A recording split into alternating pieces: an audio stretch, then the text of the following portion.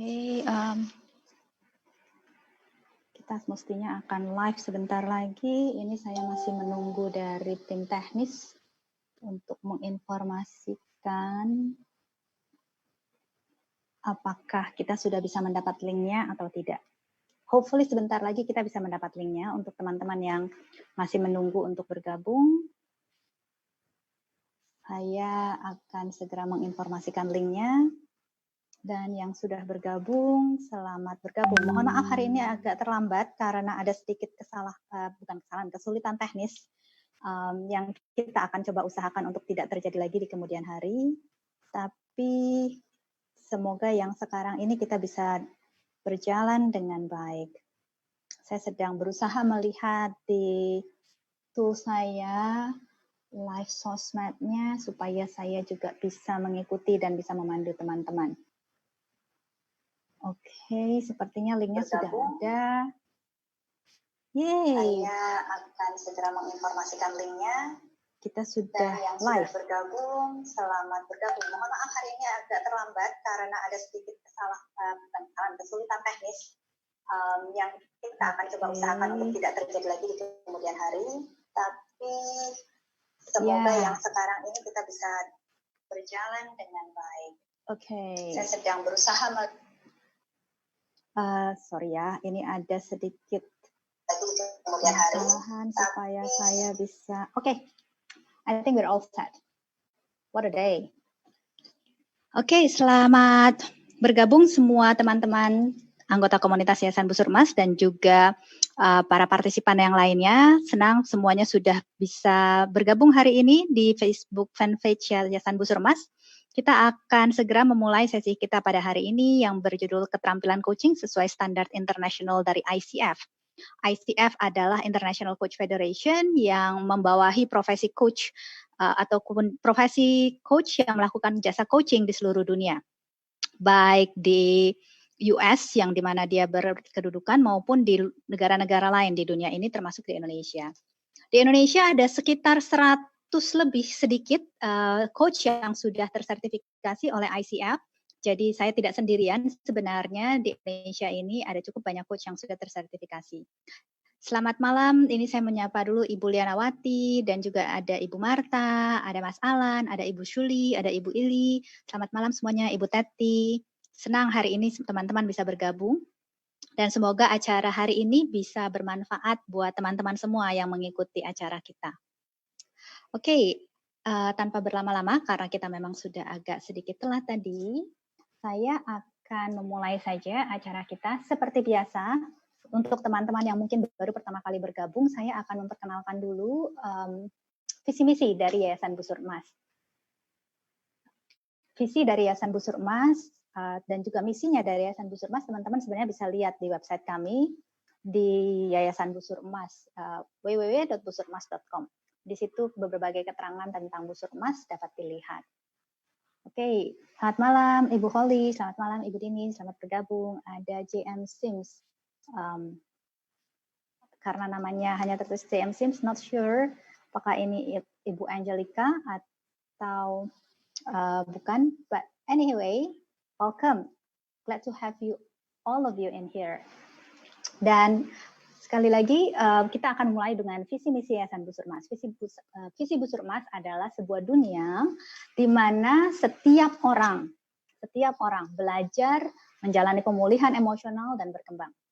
Nah, ketika kita mengatakan sebuah dunia ini memang visi kita. Jadi kita berusaha menjangkau setiap orang yang ada di dunia ini, siapapun dia, dimanapun dia, selama orang tersebut bersedia untuk berjalan bersama, bergandeng bersama, sama-sama maju, bergerak di dalam bidang pembelajaran, di dalam bidang pemulihan emosional, kita akan sangat menerima dengan tangan terbuka.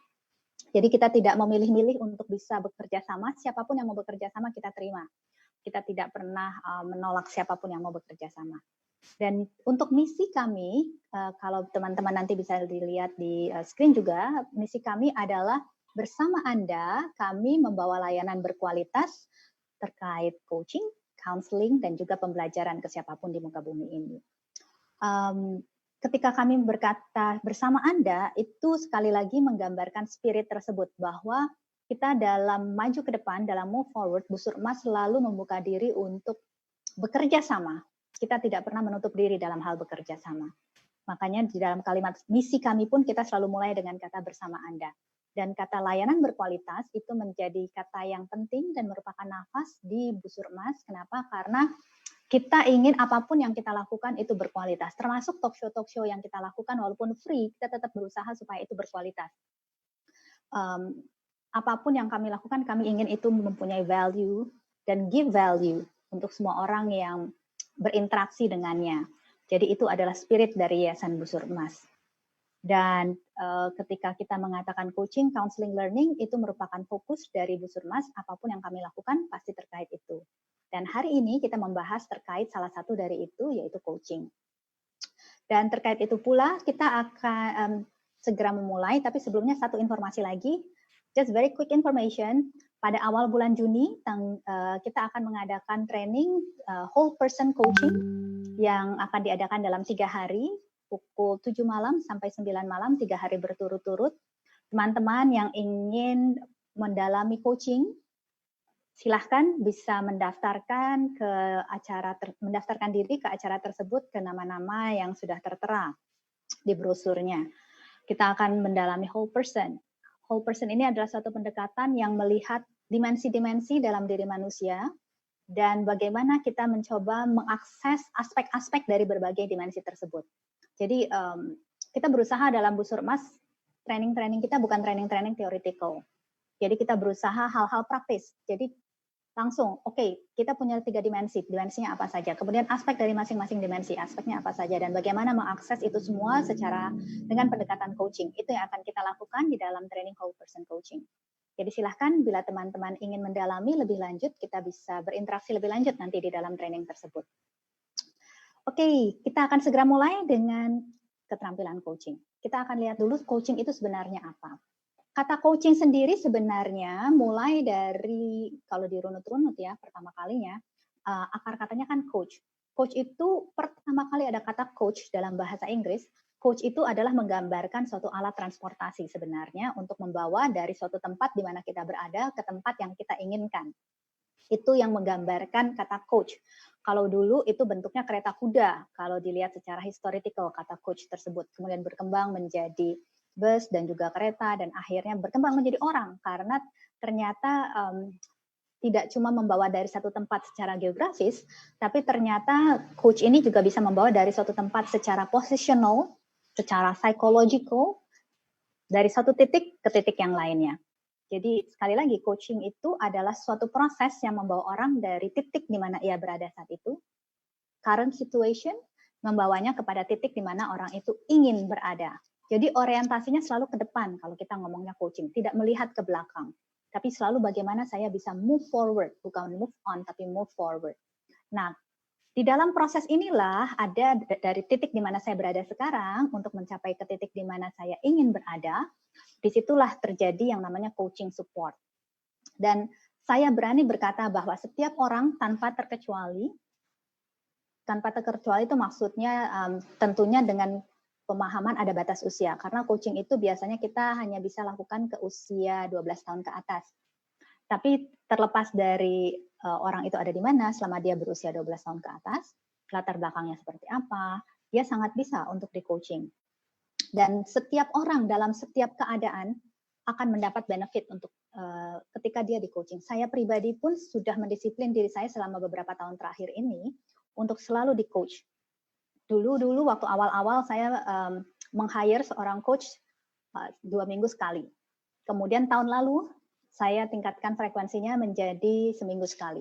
Dan sejak pandemi ini, karena saya merasa saya butuh support yang lebih justru karena masa pandemi ini untuk bisa move forward dengan lebih cepat karena situasi perubahan yang sangat banyak, bagaimana menyikapi perubahan itu dengan cepat, dan juga bagaimana set mindset, bagaimana set attitude. Saya meng-hire 2 coach sejak pandemi ini.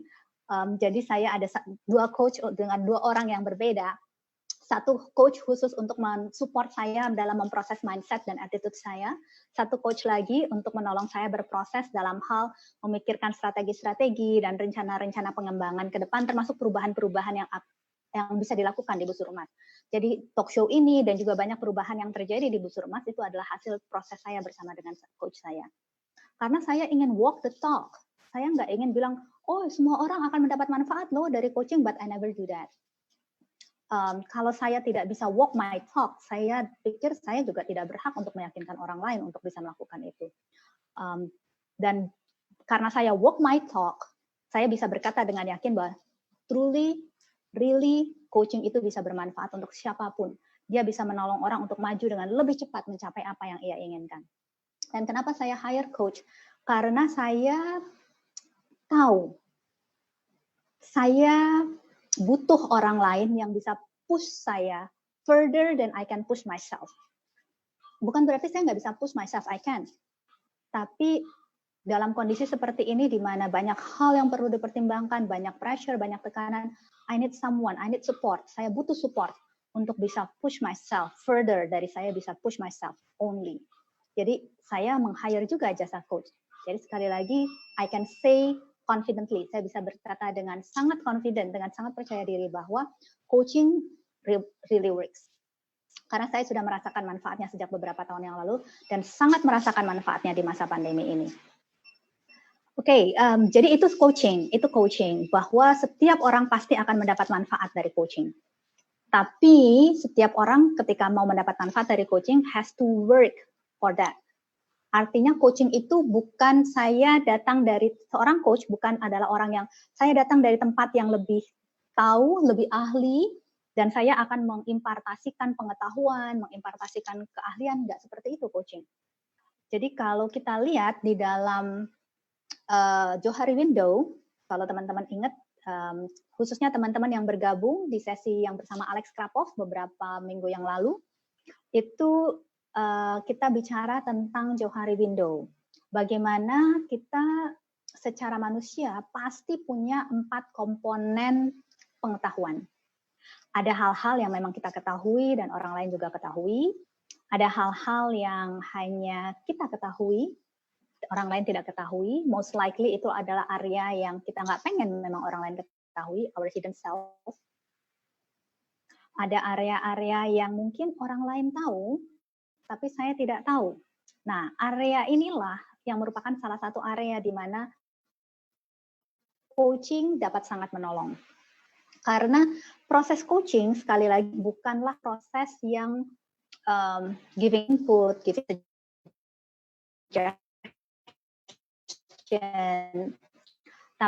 jadi dalam proses coaching, seorang coach akan menggunakan kompetensi-kompetensinya untuk bisa menstimulasi kesadaran tersebut. By the way, hopefully suara saya cukup jelas ya. Dan ketika dia melakukan itu, maka yang terjadi adalah hal-hal yang tadinya terkubur di dalam subconscious saya, melalui proses coaching akan terbantu untuk mulai muncul ke permukaan. Saya akhirnya mulai memahami dengan lebih dalam. Dulu di coaching itu sering ketemu kalimat every client knows much more than he or she aware of. Every client knows much more than he or she aware of. Setiap klien itu tahu lebih banyak dari apa yang ia sadari.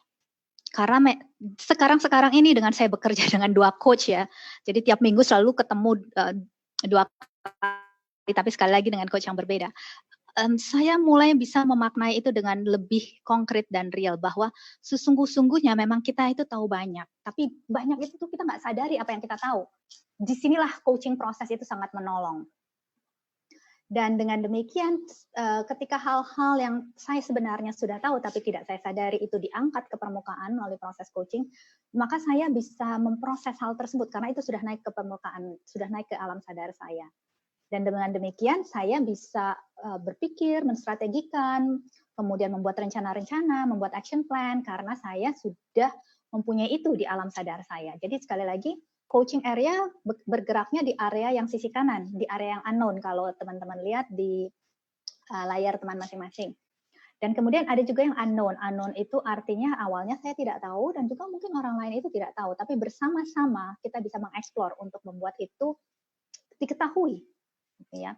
Jadi dengan proses coaching kita akan membuat 2 area tersebut khususnya yang di sisi kanan tadi menjadi semakin mengecil hopefully melalui proses coaching. Dan proses coaching juga akan menolong kita untuk bisa meningkatkan kompetensi. Karena ketika kita bilang, oh ya, saya misalkan kalau dalam konteks kami di Busur Emas ada beberapa perubahan yang sedang terjadi. Ketika saya katakan beberapa, benar-benar beberapa. Kita perubahannya paralel gitu ya. Dan saya benar-benar thankful bahwa saya punya seorang coach yang dengan siapa saya disupport. Disupport dalam arti I can bounce thoughts with, sehingga hal-hal tersebut dapat terproses gitu ya. Nah, kalau teman-teman juga masih ingat pembicaraan dengan Mr. Alex Krapov beberapa minggu yang lalu, itu kita juga bahas tidak cuma tentang Johari Window, tapi kita juga membahas tentang Maslow level of competencies, di mana kita melihat bahwa kompetensi itu ada tingkatan-tingkatannya.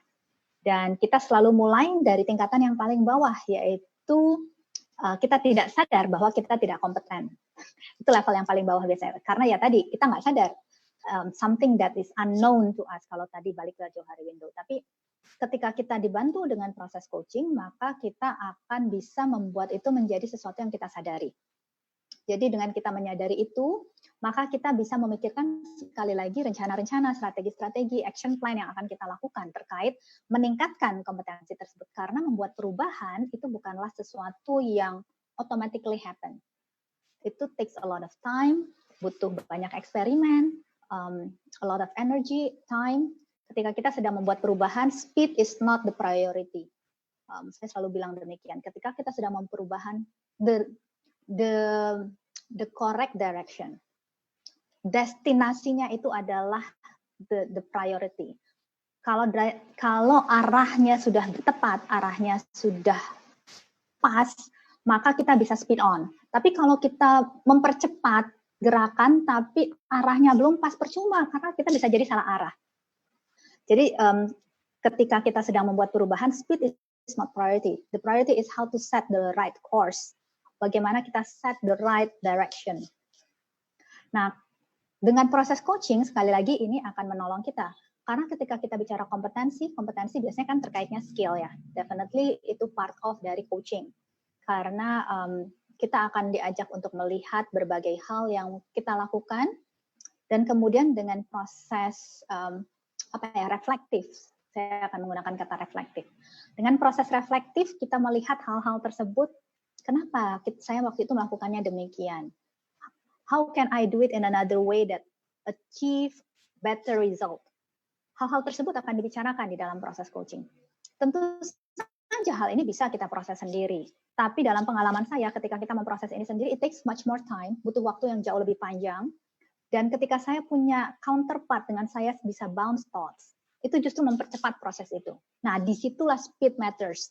Karena processing-nya yang butuh cepat, Tapi dalam action plan kita akan banyak experimentation, which is fine. Life is about experimenting. Itu yang kita sebut growth mindset. Tapi sekali lagi, ketika kita memproses, bagaimana saya memproses itu secara efektif dan efisien. Disinilah sekali lagi proses coaching itu masuk untuk memberikan support. Jadi sekali lagi, ketika saya mengatakan bahwa setiap orang itu akan mendapat manfaat bila di coach, itu truly, really, I have experienced it. Dari different parts of life experience. Yang tadi saya bilang, beberapa tahun lalu saya meng-hire coach itu hanya untuk meng-coach saya 2 minggu sekali. At that time, kita belum dalam situasi yang seperti ini. Kemudian masuk ke tahun lalu, karena banyak hal yang kita, di Busur Emas kita mulai grow, dalam arti kita mulai berpartner dengan beberapa organisasi dari international, ada beberapa perubahan yang perlu kita lakukan. Saya meningkatkan sekali lagi dari 2 minggu sekali menjadi seminggu sekali. Dan di masa pandemi ini, saya tingkatkan lagi, saya hire another coach, jadi 2 kali dalam seminggu. And it's worth it, menurut saya. Kalau teman-teman ragu, teman-teman bisa coba sendiri. Menurut saya it's worth it. Banyak manfaat yang saya dapat dari, saya terus terang malah saya menunggu-nunggu, ini kapan lagi ya waktu saya di coach. Banyak hal yang ingin saya proses sebenarnya, gitu ya. Apalagi di tengah masa pandemi ini, di mana kita benar-benar harus menghadapi perubahan yang banyak sekali at the same time. So coaching buat saya it's really an opportunity, sungguh-sungguh suatu kesempatan di mana saya bisa berpikir reflektif, sungguh-sungguh reflektif tanpa pikirannya pecah-pecah ke sana kemari. Kenapa? Karena disitulah kemampuan seorang coach. Seorang coach akan bisa hold the space. Dia bisa mempertahankan space tersebut, ruang bukan ruang fisik ya, tapi ruang di mana kliennya itu akan bisa konsentrasi, berpikir fokus, kemudian bagaimana berpikir reflektif untuk bisa maju ke depan mencapai apa yang diinginkan. So, itu semua menggambarkan proses coachingnya. Dan yang saya gambarkan dari tadi sampai dengan sekarang itu adalah proses coaching sebagaimana yang dimaksudkan oleh ICF, International Coaching Federation. Teman-teman kalau ingin belajar lebih lanjut tentang itu, teman-teman bisa buka websitenya ICF, International Coaching Federation, untuk bisa melihat informasi-informasi terkait apa sih definisi coaching mereka dan lain sebagainya. Tapi dalam talk show hari ini saya akan sedikit berbagi tentang apa yang dimaksud dengan coaching. Kalau tadi kan deskripsinya, tapi ini definisinya. Definisi dari coaching berdasarkan International Coaching Federation. Yang sekali lagi teman-teman bisa lihat ini nanti di website dari International Coaching Federation. Dan teman-teman pun kalau berminat bisa menjadi member di sana. Cuma memang untuk menjadi member ada persyaratan, yaitu teman-teman sudah harus menyelesaikan 60 jam coaching training dan harus membuktikannya dengan sertifikat yang memberikan gambaran programnya bahwa itu benar-benar 60 jam coaching training sesuai dengan standar kurikulum mereka. Dan teman-teman sudah menyelesaikan itu, maka teman-teman bisa apply jadi member. Nanti kalau teman-teman mau menjadi certified coach, maka teman-teman bisa mengikuti ujiannya. Mereka membuka diri untuk menguji siapa saja selama sudah memenuhi syaratnya. Syaratnya on top of dari 60 jam training tadi, teman-teman juga perlu mentoring, dimentor oleh coach yang memang sudah certified oleh ICF selama minimal 10 jam. Dimentor itu artinya disupervisi lah sebenarnya ya. Supervisinya boleh secara grup, tapi minimal 3 jam itu harus individual. Kemudian teman-teman wajib untuk menyelesaikan jam praktek selama minimal 100 jam. Jadi kalau itu teman-teman bisa submit, baru bisa ikut ujian. Dan mereka ada ujian tertulis dan ujian praktek. Tapi sekali lagi mereka welcome untuk siapapun yang memang sudah memenuhi persyaratan untuk itu. So again, I will show what is the definition of coaching berdasarkan standar ICF. Dan ini sekali lagi bisa teman-teman lihat di website ICF. Jadi kalau teman-teman lihat, sebentar lagi akan tampil di screen teman-teman, definisi dari International Coach Federation tentang apa itu coaching. Jadi kalau teman-teman lihat di definisi tersebut, maka teman-teman akan bisa mendapat gambaran bahwa coaching is a partnership. Coaching is a partnership. Karena apa? It's the first word, itu adalah kata pertama yang digunakan oleh ICF untuk menggambarkan apa coaching itu. Jadi partnering with clients. Jadi ketika dia mengatakan coaching, it's a partnership. Yang saya bisa bagikan ke teman-teman dari pengalaman saya sendiri di coach, karena saya selalu meng-hire coach yang memang sudah certified oleh ICF. Supaya kita sama-sama jalannya lah ya, ekspektasinya udah sama. Jadi yang saya alami adalah memang untuk bisa membuat proses coaching itu bermanfaat, klien pun sudah harus siap untuk move forward, siap dalam arti willing to do the work. Karena coach itu bertanggung, saya selalu bilang, coach itu bertanggung jawab untuk proses. Tapi progress itu tanggung jawab klien. Progress itu bukan tanggung jawab coach, progress itu tanggung jawab klien. Apakah kita willing to do the work yang kita sudah pikirkan, kita sudah identify di dalam proses coaching tersebut, itu yang akan membuat kita bisa progress. Kalau kita tidak willing to do the work, maka kita tidak akan progress, kita tidak akan move forward. Makanya dikatakan bahwa it's a partnership with the client. Jadi sekali lagi, ICF, kalau teman-teman lihat di layar itu definisinya, itu selalu dia mengatakan partnering with client. Karena memang menurut ICF, coaching itu adalah a partnership. Itu bukan impartasi, sekali lagi impartasi pengetahuan, impartasi skill, itu bukan impartasi yang demikian menurut ICF. Dan juga kalau teman-teman lihat di definisi tersebut, ada kata thought provoking and creative process. Itu juga key, itu juga kunci. Karena ketika dikatakan thought provoking, artinya di dalam proses coaching itu, proses coachingnya dia membawa progres dengan cara menstimulasi reflective thinking dari klien. Jadi untuk bisa melakukan itu akan ada kompetensi-kompetensi yang perlu dimiliki oleh coach. Nanti kita akan lihat kompetensi-kompetensi tersebut. Jadi coach harus bisa memprovok pikiran, menstimulasi pikiran. Itu kompetensi yang paling basic di dalam coaching. Kalau itu tidak bisa dilakukan, proses coaching tidak terjadi. Karena itu ada di definisi coaching. Jadi partnering with the client in a thought-provoking and creative process. Creative process, kenapa dikatakan creative process? Karena coaching itu selalu kita bilang istilahnya kita harus dance with the client. Dance with the client. Harus fleksibel mengikuti lead-nya klien, mengikuti arahnya klien. Dengan demikian saya nggak bisa mempersiapkan. Saya ini ntar step-nya akan begini, terus begini, nggak bisa. Benar-benar in the moment sekali. Apa yang saya katakan, apa yang saya sampaikan, apa yang saya tanyakan, itu adalah sesuatu yang sangat in the moment. Dengan demikian, it's a creative process. Karena in the moment, setiap momen saya harus bisa sambil mendengarkan klien, saya menangkap apa yang dia sampaikan, dari situ I create, saya menciptakan apa yang ingin saya sampaikan, apa yang saya tangkap. I create that, saya menciptakan itu dari apa yang klien sampaikan real time, percepatan. Jadi sekali lagi, proses coaching adalah proses yang sangat bergantung kepada kompetensi. Persiapan menolong, tapi persiapan tanpa kompetensi nggak bisa, karena benar-benar very real time. Makanya sekali lagi itu sangat mengandalkan kompetensi. Jadi thought-provoking and creative process that inspires them dalam hal ini the client, to maximize their potential.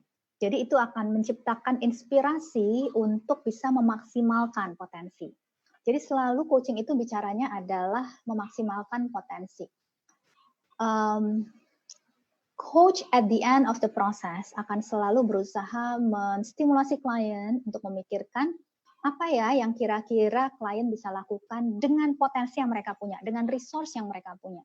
Dan kalau memang mereka merasa, aduh saya nggak punya resource, sebenarnya itu nggak mungkin ya. Setiap orang punya resource, at least you have time, kita punya waktu, kita punya tenaga, itu aja udah resource. Jadi nggak mungkin orang bilang nggak punya resource. Jadi bagaimana bisa memaksimalkan potensi-potensi yang ada itu. Karena seringkali kita berpikir terlalu fokus kepada apa yang tidak ada, bukan fokus kepada apa yang ada dan bagaimana memaksimalkan apa yang ada. Tapi dengan bantuan coach, maka kita akan bisa memaksimalkan apa yang ada. Shift focus, fokusnya bergeser kepada bagaimana saya memaksimalkan apa-apa yang ada ini in a creative way, dengan level kesadaran yang berbeda. Karena sekali lagi, ketika kita distimulasi pemikiran kita, thought provoking artinya kita level awareness-nya tadinya misalkan di sini. Dengan proses coaching kita dibawa ke level awareness yang berbeda ada di sini. Maka strategi, action plan, rencana yang kita buat akan datang dari level yang ini, bukan level yang ini. Jadi it comes from different level of awareness. Makanya kalau awareness-nya belum muncul, new awareness-nya belum muncul, akan sulit untuk menciptakan strategi yang baru, yang efektif, karena it has to come, harus datang dari new awareness. Dan salah satu kompetensi yang paling menentukan di dalam proses coaching adalah how to create awareness. Itu kompetensi. Nah, mungkin kita akan lihat sebentar lagi apa kompetensinya. Di dalam ICF itu menetapkan ada 11 kompetensi dasar.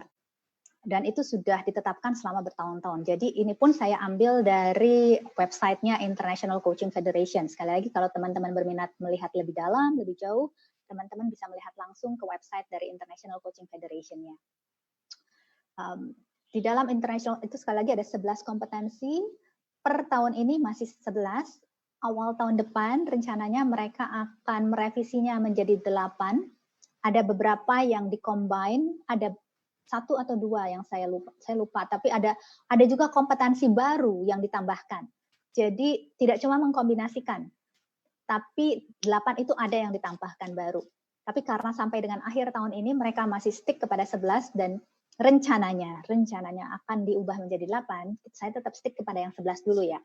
Nanti kalau memang sudah pasti berubah, we can hold another talk show tentang 8 kompetensi tersebut. Karena sekali lagi kita di Busur Emas, kita akan berusaha setiap minggu malam pukul 8 sampai pukul 9 kita akan ada free talk show untuk teman-teman yang ingin memperlengkapi dirinya lebih dalam lagi dalam hal coaching, counseling, maupun learning.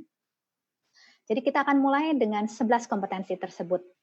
Nah, sebelum masuk ke dalam 11 kompetensi, saya ingin menginformasikan sedikit, sekali lagi, karena saya lihat ada beberapa teman yang baru bergabung, agak telat. Di awal bulan Juni 2020, Yayasan Busur Emas akan mengadakan training yang bertopik whole person coaching. Jadi di coaching itu banyak pendekatan, ada cognitive coaching, ada ontological coaching, ada narrative coaching. Yang kita lakukan adalah pendekatan whole person. Whole person ini sekali lagi adalah pendekatan yang sangat praktis, sangat teknikal. Karena di Busur Emas kita cenderung menjauhi training-training yang theoretical. Kita ingin hal-hal yang memang praktikal yang bisa langsung dilakukan oleh orang-orang yang mengikuti training tersebut. Jadi kita akan mengidentify apa saja dimensi-dimensi yang perlu diperhatikan di dalam kita meng-coach seseorang dengan mengingat bahwa it's a whole person that we coach. Di mana dimensi-dimensi itu akan saling mempengaruhi satu sama lain. Dan masing-masing dimensi tersebut aspek-aspeknya apa saja yang kita bisa coba tinjau. Jadi it's very technical training, technical dalam arti practical. Dan kalau teman-teman berminat, teman-teman bisa mendaftarkan diri untuk mengikuti training tersebut. Itu diadakan di tanggal 3 sampai 5 Juni, kita adakan online via Zoom pukul 7 sampai dengan pukul 9 malam, 3 hari berturut-turut. Dan setelah itu akan ada di akhir bulan Juni coaching clinic, karena kalau training saja, in my experience dan juga banyak sekali research yang mendukung itu, tidak cukup untuk bisa membangun kompetensi. Perlu a lot of practice, tapi practice yang salah arah juga tidak akan membangun kompetensi, honestly. Itu kenapa di ICF kita selalu di-require untuk punya supervisor. Jadi ada supervisor yang memang menolong kita untuk melihat praktis kita sudah oke atau belum. Kita bisa meningkatkannya di mana yang sudah oke, mana yang masih perlu ditingkatkan. Dan it helps untuk mempertajam keterampilan tersebut. Jadi di akhir bulan Juni kita akan memperlengkapi itu dengan coaching klinik yang juga terdiri dari 3 sesi masing-masing 6 jam. Jadi teman-teman yang sudah mengikuti whole person coaching training bisa mengikuti coaching klinik tersebut untuk mempertajam coaching skills-nya. Ya. Dan untuk coaching klinik kita cuma buka 6 spot per batch karena kita pengen itu menjadi sesuatu yang again berkualitas. Kita nggak fokus kepada yang penting banyak. Buat kita yang penting berkualitas. Jadi we only open 6 spots. Jadi kalau teman-teman berminat juga silakan mendaftarkan diri kepada orang-orang yang tertulis di brosur tersebut. Oke, itu sekedar info untuk teman-teman yang terlambat bergabung. Semoga bisa memperlengkapi info yang didapat juga untuk hari ini. Kita akan kembali melihat tentang coaching competencies yang terdiri dari 11 tadi. Nah, 11 coaching competencies itu oleh ICF dibagi menjadi 4 kategori, 4 cluster. 4 cluster ini yang pertama adalah setting the foundation. Setting the foundation ini dia tidak cuma kompetensi, tapi juga dia mengandung unsur kode etik di dalamnya. Karena sekali lagi ICF ini membawahi banyak coach di seluruh dunia. Jadi kalau dia ngomongnya setting the foundation, itu ada 2 yang dimasukkan ICF di dalam cluster tersebut. Yang pertama adalah meeting ethical guidelines and professional standard. Jadi ICF punya dokumen yang tebal tentang apa saja yang disebut ethical guideline berdasarkan ICF yang harus diikuti oleh semua coach yang disertifikasi oleh ICF. Jadi profesi coach yang sekali lagi ada di bawah payung ICF, kita harus mengikuti ethical guideline tersebut. Dan juga professional standardnya seperti apa? Very high professional standard, dan menurut saya it's good. Kita harus keep pushing the bar, harus terus menaikkan standar. Karena it's good to have lay coach and lay counselor. Bukan saya bilang nggak bagus, tapi kalau kita udah mulai masuk kepada yang lebih dalam lagi, harus ada standar yang jelas. Ini loh yang namanya kompetensinya. Minimum. Sekolah-sekolah kan juga punya itu ya, standar kelulusan minimal, walaupun mereka dengan cara angka, tapi kalau ini kita melihatnya secara kompetensi. Jadi meeting ethical guidelines and professional standards, yang kedua adalah establishing the coaching agreement. Nah, nomor 1 memang lebih kepada meeting the ethical guidelines, lebih kepada pengetahuan sih sebenarnya, untuk memahami apa sih ethical guideline-nya, apa sih professional standard-nya. Tapi kalau yang nomor 2, itu sudah masuk kepada establishing the coaching agreement, itu kompetensi. Bagaimana kita di setiap awal percakapan coaching, create atau rather co-create the agreement untuk setiap percakapan. Mau percakapannya 15 menit, mau percakapannya 30 menit, mau percakapannya 60 menit. How we co-create the agreement, itu kompetensi. Jadi itu kompetensi pertama, karena sekali lagi yang pertama sebenarnya lebih kepada pengetahuan.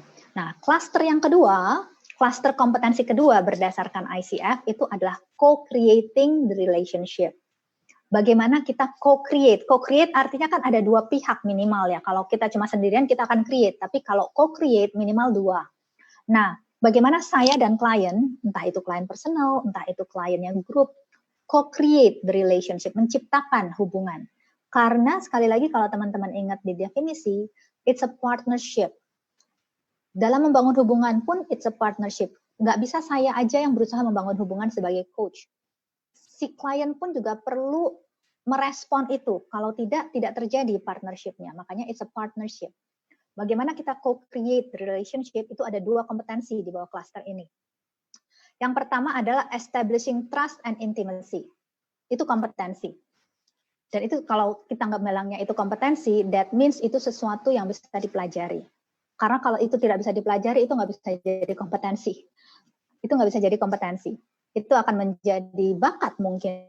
Tapi kalau kompetensi itu selalu menjadi sesuatu yang sangat-sangat bisa dipelajari.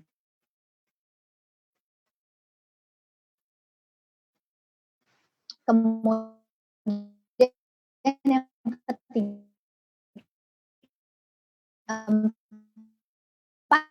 adalah coaching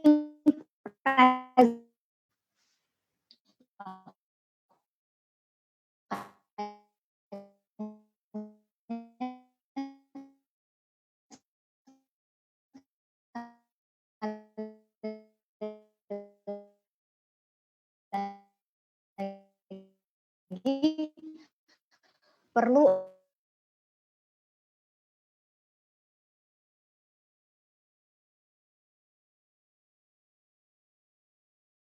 sorry tadi keputus ya.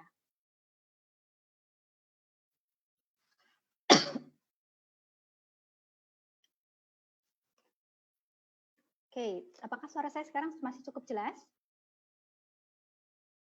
Tadi kayaknya sempat terputus sebentar. Mungkin dari tim tech bisa menginformasikan kepada saya apakah kita sudah live lagi dan suara saya bisa terdengar cukup jelas? Teman-teman yang ada di teman-teman yang ada di Facebook juga bisa menginformasikan kepada saya. Oke, sip. Berarti kita sudah on lagi ya. Sorry ya, sepertinya ada gangguan teknis hari ini. Quite a bit sejak awal. Oke, kita akan lanjut lagi. Kalau tidak salah tadi kita sampai di kompetensi yang keempat di klaster yang kedua. Oh ya, saya lupa. Teman-teman silahkan kalau ada pertanyaan, feel free untuk menuliskan pertanyaannya di chat box ya, di komen. Nanti saya akan every now and then akan memantau komen-komen yang teman-teman sampaikan. Jadi kalau ada pertanyaan, saya akan berusaha untuk meresponi pertanyaan-pertanyaan tersebut. Dan juga kalau teman-teman membutuhkan materi presentasi hari ini, silahkan menuliskan alamat email teman-teman di komen ataupun menuliskan alamat email teman-teman dan mengirimkannya ke inbox Yayasan Busurmas Facebook. Nanti kita akan kirimkan materi presentasi hari ini. Sekali lagi sesuai visi dan misi kami selalu berusaha untuk menolong setiap orang yang memang mau berjalan bersama untuk bisa kembang dalam pembelajaran terkait coaching, counseling, dan learning. So we are very open to help everyone. Jadi sekali lagi silahkan yang membutuhkan bisa menuliskan alamat emailnya either di komen di thread live talk hari ini ataupun mengirimkannya ke inbox Yayasan Busurmas. Oke, shall we continue? Kita akan masuk kepada klaster yang berikutnya. Jadi tadi kita ngomong tentang klaster yang kedua, tentang kompetensi yang keempat terakhir ya.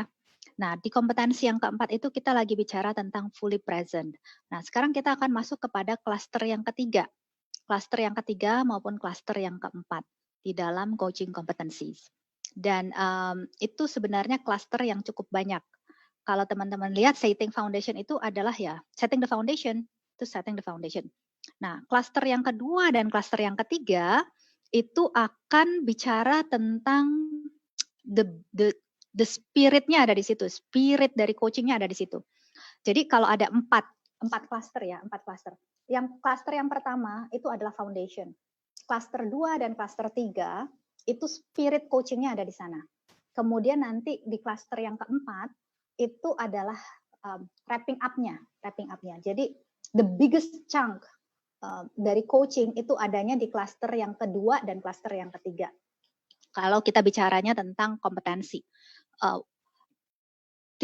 itu tidak berarti bahwa klaster pertama dan klaster keempat tidak penting, tetap penting. Tapi kalau kita lihat secara struktur percakapan coaching, maka berandai-andai ya, secara struktur percakapan, kalau percakapannya 30 menit nih misalkan, maka 30 menit itu ancer-ancernya kira-kira klaster pertama itu akan terpakai di 5 menit pertama, kemudian klaster kedua dan ketiga itu akan bekerja sama dan memakan waktu biasanya kurang lebih 20 menit kalau sekali lagi dalam sesi 30 menit ya. Kemudian nanti 5 menit terakhir itu akan ngomong tentang klaster keempat. Jadi the biggest chunk dari coaching proses itu adanya di klaster yang kedua dan klaster yang ketiga. Nah, tadi kita udah sampai di klaster yang kedua. Sekarang kita akan masuk kepada klaster yang ketiga ya. Tadi kita bicara tentang co-creating relationship, sekarang apa yang menjadi klaster ketiga dan juga apa yang menjadi klaster keempat. Kita akan lihat di slide berikutnya setelah ini. Dan nanti teman-teman yang menerima PowerPoint ini, kalau teman-teman lihat kita membuat warna yang berbeda, itu on purpose untuk menggambarkan different priority tadi ya. Jadi ada hitam tadi setting the foundation, yang biru itu adalah the biggest chunk dari percakapan, yang warna kuning itu adalah wrapping up-nya. Nah, communicating effectively itu adalah klaster yang ketiga yang dibangun di atas, bukan dibangun di atas, goes in parallel, berjalan bersama-sama dengan klaster yang kedua. Communicating effectively ini ada beberapa kompetensi yang termasuk di dalam klaster ini. Yang pertama active listening, yang kedua adalah powerful questioning, yang ketiga adalah direct communication. Kalau teman-teman lihat, ini walaupun dipisah-pisah kompetensinya, sebenarnya ketika dalam percakapan itu goes in one package. Kita nggak mungkin bisa ask powerful question kalau kita tidak mendengarkan dengan aktif. It goes in one package. Kemudian kita nggak mungkin bisa memberikan powerful question kalau communication kita nggak direct. Artinya pertanyaan kita tuh muter-muter. Kita tidak kreatif dan fasih terampil punya kompetensi yang cukup untuk bisa merangkai kata menjadi suatu komunikasi yang direct. It's a competency yang harus dilatih. Jadi ini adalah one package. Dan sekali lagi kuncinya untuk bisa menguasai ini adalah practice. Practice. Tapi good practice. Practice yang arahnya benar. Yang tadi saya bilang di awal ya. Yang kalau memulai sesuatu itu yang penting arahnya benar dulu. Kalau arahnya udah benar baru kita ngomong speed. Kalau dari awal kita udah ngomong speed tapi arahnya belum tentu benar, percuma. Jadi pastikan arahnya benar dulu. Itu kenapa perlu ada supervision. Make sure the direction is correct. Kalau arahnya udah benar baru kita ngomong speed. Nah, jadi itu yang klaster yang ketiga, communicating effectively. Dan klaster yang terakhir itu adalah facilitating learning and result. Interestingly, oleh ICF, coaching competencies klaster keempat, itu diberikan nama facilitating learning and result. Jadi bukan cuma facilitating result, tapi facilitating learning. Kenapa? Itu very philosophical. Karena kita hanya akan bisa mencapai result yang berbeda kalau kita sudah datang detik yang berbeda. Yang tadi saya bilang datang dari level of awareness yang berbeda. Ada learning yang kita sudah jalani. Kalau kita mengharapkan hasil yang berbeda, tapi nggak ada usaha yang berbeda, I don't think that makes sense. Kalau kita pengen hasil yang berbeda, tapi kita tidak mempelajari sesuatu yang bisa memperlengkapi kita, yang sebelumnya kita nggak punya, sekarang jadi punya, supaya bisa dapat hasil yang beda, it also doesn't make sense. Makanya dikatakan facilitating learning and result. Makanya kenapa di Busur Emas kita fokus kepada 3 bidang, yaitu coaching, counseling, and learning. Karena 3 bidang ini sebenarnya very close to each other, sangat dekat satu sama lain. Coaching, counseling, and learning, sangat dekat satu sama lain. Oke, facilitating learning and result. Ada beberapa kompetensi yang dimasukkan oleh ICF di dalam klaster yang ini. Yang pertama adalah creating awareness. Creating awareness. Itu yang tadi saya bilang, creating awareness. Itu adalah kompetensi. Artinya itu bisa dipelajari, itu bisa dilatih, makanya disebutnya kompetensi. How to do that? Practice. Kemudian designing action. Dan yang berikutnya planning and goal setting, dan yang terakhir adalah managing progress dan accountability. Nah, kalau teman-teman lihat kompetensi ke-9 dan kompetensi ke-10 itu sebenarnya related to one another. Kenapa? Karena kalau kita ngomongnya designing action, kita punya, misalkan saya akan punya actionnya adalah apa nih? Kalau biasanya dulu waktu saya masih membantu Bank Dunia, kita membantu Bank Dunia untuk bisa memberikan pelatihan coaching kepada guru-guru PAUD, guru-guru anak usia dini ya, di berbagai di beberapa wilayah di Indonesia itu proyek 3 tahun waktu itu. Jadi actionnya adalah saya mau mengunjungi orang tua dari salah satu murid saya. That's the action. Action itu kalau cuma berhenti sampai di action, apalagi kalau levelnya masih yang belum terbiasa dengan berpikir reflektif, proaktif, dan sebagainya, itu benar-benar harus dibawa ke level planning and goal setting. Di dalam kompetensi yang baru, di awal tadi saya sudah singgung bahwa ICF akan merevisi dari 11 menjadi 8 ya. Itu dikompres, tapi yang sekarang masih dipecah, 9 dan 10 ini. Kenapa? Karena sekali lagi, kalau levelnya orang ini masih belum terlalu mampu berpikir konkret, belum mampu berpikir abstrak, masih sangat konkret, action itu harus dipecah menjadi plan. Artinya, oke, kalau actionnya adalah mengunjungi orang tua murid, mau mengunjunginya hari apa yang kemungkinan orang tuanya ada. Tidak cuma hari apa, mungkin jam berapa. Kemudian bagaimana memastikan bahwa orang tuanya ada di rumah saat itu. Jadi that's the plan dari action tersebut. Jadi it's dua hal yang berbeda tapi berkaitan di dalam kompetensi coaching yang ditetapkan oleh ICF. Kemudian yang terakhir adalah managing progress dan accountability.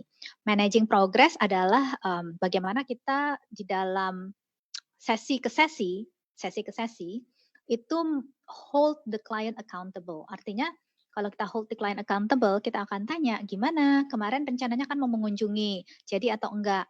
Apapun jawaban klien, we will accept, kita akan terima, tapi kita akan jadikan itu learning. Dalam arti kalau dia bilang, enggak berhasil, ternyata orang tuanya enggak ada di rumah. Oh oke, so apa ya kira-kira yang bisa dipelajari dari itu? Jadi how to turn everything into learning. Makanya selalu dikatakan facilitating learning and result. Karena result itu akan didapat kalau ada learning yang diakumulasi untuk bisa membawa orang makin lama makin dekat, makin lama makin dekat, makin lama makin dekat kepada result yang diinginkan. So itu kira-kira overview dari apa yang kita sebut sebagai kompetensi atau keterampilan coaching berdasarkan standar ICF. Nah, nanti di pelatihan whole person coaching kita akan lebih mendalami lagi ke 11 kompetensi ini dan kita akan menggabungkannya dengan pendekatan whole person, bagaimana creating awareness from a whole person perspective. Dan apa strategi-strategi yang bisa kita pakai untuk itu. Dan banyak hal lagi yang akan kita bahas. Jadi sekali lagi kalau teman-teman berminat untuk diperlengkapi dengan lebih jauh, teman-teman bisa mengikuti pelatihan whole person coaching yang akan diadakan tanggal 3, 4, 5 Juni nanti pukul 7 sampai dengan 9 malam, 6 jam. Dan nanti diikuti dengan coaching klinik juga 6 jam, 3 hari juga. Untuk bisa mempertajam skill-nya. Karena the key is practice with supervision. Kalau practice without supervision, kita nggak tahu sudah tepat atau belum, mana yang bisa diimprove lagi, mana yang bisa dipertajam. Jadi itu kira-kira apa yang bisa saya bagikan terkait kompetensi ataupun keterampilan coaching berdasarkan standar ICF. Dan setiap minggu malam memang kita akan mengadakan talk show seperti ini dengan format yang berbeda. Kadang saya sendiri, kadang saya ditemani oleh beberapa orang teman. Tapi untuk minggu depan, karena itu sudah sangat dekat dengan Hari Raya Idul Fitri, kita akan jeda dulu untuk minggu depan. Khusus untuk minggu depan kita tidak akan ada talk show, khusus untuk minggu depan saja. Minggu berikutnya, tanggal 31, kita akan mulai lagi dengan talk show kita. Nah, untuk tanggal 31 itu kita akan adakan bedah sesi. Bedah sesi itu mungkin teman-teman yang sudah ikut bedah sesi yang pertama sudah terbayang. Yang belum, bedah sesi itu artinya saya akan bring one client, kemudian saya akan either coach atau counseling orang tersebut live. Dan kemudian setelah itu kita akan coba unpack, kita akan coba bedah sesi tersebut untuk menjadi learning bagi teman-teman yang menyaksikan. Bedanya formatnya di platform yang kita pakai nanti tanggal 31 Mei bukan lagi di fanpage. Karena biasanya kalau bedah sesi it's going to be a bit private. Kenapa? Karena ya orang itu kan yang either orang yang saya coach ataupun orang yang saya counseling itu kan akan membawa isunya. Dan it's not something yang he or she may be comfortable untuk itu di broadcast secara publik. Jadi biasanya kayak bedah sesi kemarin kita adakannya di Facebook group. Bedah sesi yang kali ini kita akan bentuk dalam format Zoom. Artinya teman-teman yang mau ikut tetap free, no charge, tapi teman-teman harus daftar untuk bisa dapat link Zoom-nya. Jadi kalau teman-teman berminat untuk mengikuti bedah sesi tanggal 31 Mei nanti, teman-teman bisa mendaftarkan ke Ibu Marta maupun Ibu Gerna yang nomornya tertulis di brosur yang ada di screen hari ini atau di PowerPoint hari ini. Atau kalau teman-teman berminat, teman-teman nggak sempat untuk mencatat nomornya Ibu Marta maupun Ibu Gerna, feel free untuk menuliskan di komen di thread ini ataupun juga mengirimkan inbox untuk minta kontak Ibu Marta ataupun Bu Gerna untuk bisa didaftarkan di acara bedah sesi yang akan kita lakukan melalui Zoom. Jadi teman-teman sekali lagi perlu mendapatkan link untuk nanti masuk ke dalam Zoom tersebut free of charge. Oke, I still have 1 minute. Ada satu pertanyaan dari Ibu Risti. Bagaimana cara melatih mendengarkan aktif? Oke, mendengarkan aktif itu adalah sebenarnya keterampilan payung. Keterampilan payung di bawahnya ada beberapa sub keterampilan. Ada bagaimana kita mengklarifikasi, bagaimana kita merefleksikan, bagaimana kita meng-create pertanyaan yang terbuka maupun pertanyaan tertutup. Coaching is not all about open question. Ada tempat untuk close question, tapi harus close question yang tepat. Kemudian ada juga keterampilan untuk memberikan encouragement. Jadi sub-sub keterampilan tersebut harus kita ketahui dan tidak cuma diketahui, tentunya ya harus kita latih supaya itu bisa kita pakai sebagai senjata yang kita manfaatkan dalam percakapan. Jadi apa saja yang menjadi acuan yaitu tadi, apa saja yang menjadi sub keterampilan dari mendengar aktif tadi dan bagaimana kita melatihnya dalam percakapan real time. Karena sekali lagi it's a creative process, real time. Ketika saya dengar, saya menangkap, baru saya bisa memformulasikan, mengkreasikan entah suatu pertanyaan, entah suatu pernyataan berdasarkan yang saya observe, itu semua menjadi suatu proses kreatif yang real time. Semoga menjawab ya Ibu Risti. Oke, I think it's already 9 o'clock, so semoga apa yang saya bagikan bermanfaat untuk teman-teman semua. Dan sekali lagi yang membutuhkan atau menginginkan materi presentasi PowerPoint-nya, teman-teman bisa menuliskan alamat emailnya. Di sini saya lihat ada beberapa yang sudah menuliskan, yang belum menuliskan nanti bisa mengirimkan juga ke inbox Yayasan Busur Emas untuk bisa mendapatkan untuk dikirimkan nanti via email. Oke, selamat malam semuanya. Terima kasih sudah bergabung di acara talk show hari ini. Glad to have you all and looking forward to have you all again di Zoom nanti tanggal 31 Mei. Terima kasih sekali lagi teman-teman sudah mau meluangkan waktu untuk kita bersama-sama malam ini. Selamat beristirahat, sampai bertemu lagi ya.